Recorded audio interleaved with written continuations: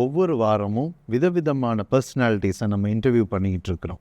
அந்த வகையில் இன்றைக்கி நம்ம பார்க்க போகிற மனிதர் எழுத்தாளர், பாடலாசிரியர், இசையமைப்பாளர் மற்றும் ஜாய்சம் இன்டர்நேஷ்னல் கல்ச்சுரல் கோஆர்டினேட்டருமான ஐயா அரவிந்த பாரதி அவர்களை இந்த ஷோவுக்கு நம்ம வரவேற்கிறோம். வணக்கம் ஐயா. வணக்கம். இது எப்படி ஆரம்பித்தது?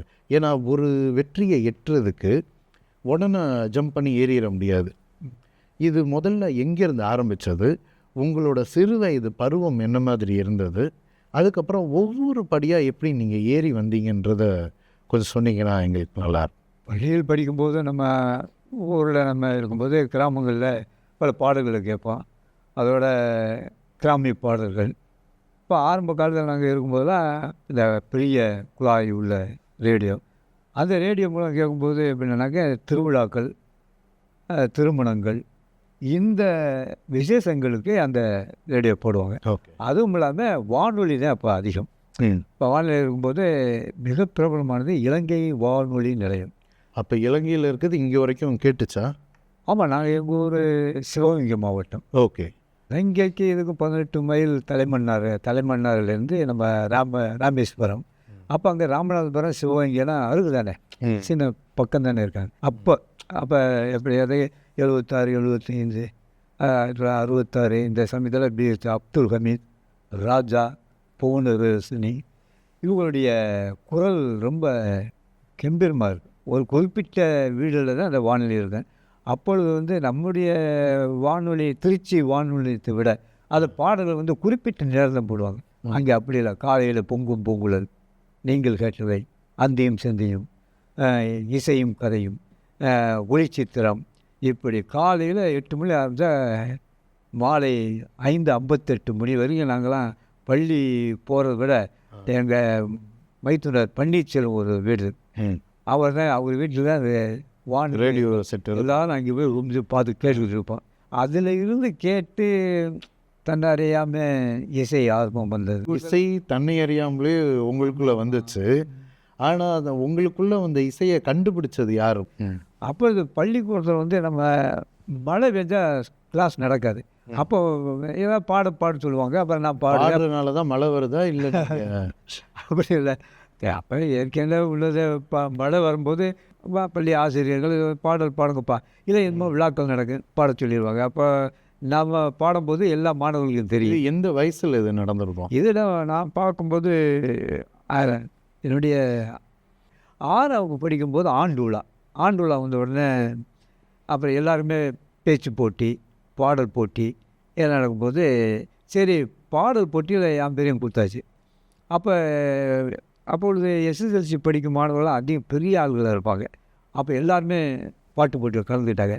நான் சிறு ஆளாக இருக்கும்போது ஒரு பாடல் பாடினேன், வெட்ட வெளி பொட்டல்னு ஒரு பாட்டு. அதை பாடும்போது ரொம்ப ராகங்கள், அப்போ சிறு வயசு இருக்கும்போது ராகமுள்ள பாட்டு. வெட்ட வெளி பொட்டலிலே வெட்ட வெளி பொட்டலிலே பட்ட மரம் ஒன்று, பட்ட மர கிளைதனிலே பச்சை கிளி 2, ஒன்று காவல் கொண்டதம்மா, ஒன்று காத்து நின்றதம்மா, ஒன்று காவல் கொண்டதம்மா, ஒன்று காத்து நின்றதம்மா. இந்த பாடல் அதை கொஞ்சம் ராக கிளைகளோடு பாடும்போது ஒரு பய உணர்ச்சியில் நின்றுட்டேன். 3 சான்ஸ் கொடுத்து எனக்கு பரிசு கொடுத்தாங்க. அப்போ எல்லோரும் என்ன அந்த பையன் போய்ட்டு 3 சான்ஸ் கொடுக்குறீங்க, இல்லை ராகமான பாட்டு, கூட்டத்தை பார்த்தோன்னே கொஞ்சம் அப்படி கொடுத்தாங்க. பட் அந்த பாடல் இருந்து தான் எனக்கு அந்த வரிகளுடைய இதுக்கு எனக்கு என்னோட எழுதக்கூடிய ஆற்றல் இல்லை. இந்த பாடலில் இருக்கிற வரியோட அர்த்தத்தை கண்டுபிடிக்கணுன்ட்டோ இல்லை அது மேலே அது என்னன்னு தேடணுன்ட்டோ ஏதாவது ஒரு சம்பவம் ஏதாவது வந்ததா? இல்லைன்னா அது உண்மையிலே ஒரு ஆர்வமாகவே நீங்கள் எடுத்துக்கிட்டு நம்ம பாடுறோமே என்ன இதுக்கு இது என்னதான் அர்த்தம் அப்படின்ற மாதிரி ஏதாவது பார்த்தேன்? ஃபஸ்ட்டு அந்த மெலோடி தான் நம்ம மைண்டு தாக்கு. அதை தாக்கிட்டு அது ஒரு சில ஆளுங்க அந்த வரிகளை கவனிப்பாங்க, இல்லைன்னா அந்த மெட்டை பாடிட்டு மட்டும் போயிடுவாங்க. ஆனால் நான் ரொம்ப காலம் கழித்த உடனே எனக்கு வரிகளையும் கவனிக்கக்கூடிய அளவுக்கு என்ன எழுதியிருக்காருன்னு அந்த உன்னிப்பான கவனிப்பு வந்துச்சு. அந்த பாடலுடைய வரிகளை கவியரசு கண்ணதாசன் நல்லா எழுதியிருப்பார். ஒன்று காத்து நின்றதம்மா காவல் கொண்டதம்மா. பெண் அவங்க அம்மா கிளி காத்திருக்கு, யார் மக கிளியை பார்த்து. மக கிளி காத்திருக்குன்னா கல்யாணத்துக்கு காத்திருக்கு, இதை பாடுவார். அப்போ உண்மையே தெய்வம் என்றால் ஒரு வழியை காட்டு, இல்லை என்றால் உன் சன்னதியை போட்டு. நீ கடவுள்லேருந்து என்ன பிரயோஜனம்? அந்த வீட்டுக்கு அந்த பொண்ணுக்கு ஏதோ ஒரு மாப்பிள்ளையை கண்டுபிடிச்சி கொடு, இல்லைன்னா அது வந்து இது வந்து அந்த பாட்டோட அப்போ எனக்கு பிறகு தான் எனக்கு தெரியும். அப்போ வந்து ராகத்தோடு பாடிட்டேன். காலங்கள் போக போகும்போது என்ன இந்த கதையவே சொல்லிட்டாரு, நான் என்னத்தில் திடீர்னு பாடுறதுன்னு சொன்னோடனே அவரும் பாடு அப்படின்னு சொல்லிட்டாப்புல. இங்கே கேர்ள்ஸ் பக்கத்தில் பாய்ஸு என்ன எனக்கு உண்மை விலங்குகளை எப்படா பாடுறேன்னு. மனமெனும் தோணி பற்றி மதியனும் கோலை ஊன்றி சினமனும் சரக்கை ஏற்றி. மாணவிகள் எதுவும் கேட்கல, ஏன்னா மாணவிகள் அங்கே உண்டு இல்லை.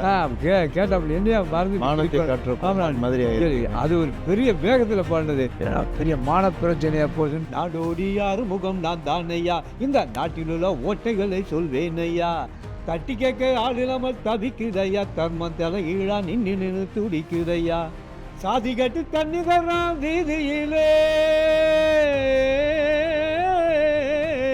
சாதி கட்டு தண்ணி தர்றான் வீதியிலே, இங்கு சமபந்தி பேசுகிறான் மேடையிலே. நாளை எல்லோரும் போக போறோம் பாடையிலே, இதை உறவிய பாடுகிறேன் ஜாடையிலே.